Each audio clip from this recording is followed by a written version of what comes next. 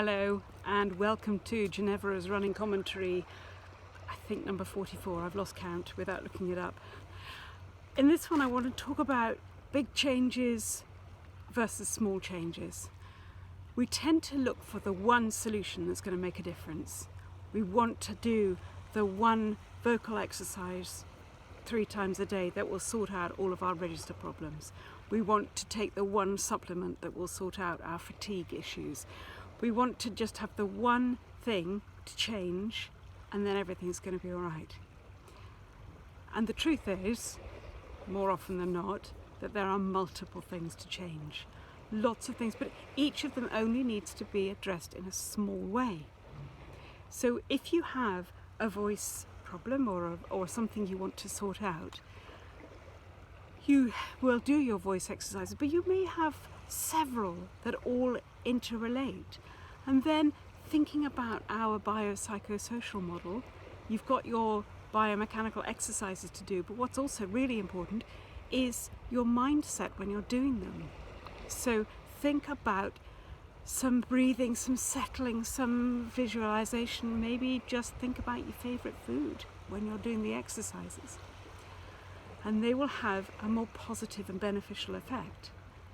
And then you're looking at your overall health, your sleep patterns, your diet, your exercise, and you're looking at everything about your working environment that could have a little tiny tweak.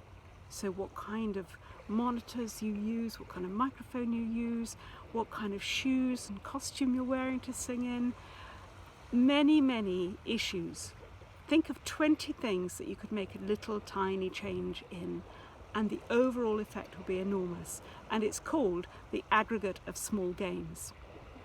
When you make lots and lots of tiny changes and the overall shift is big.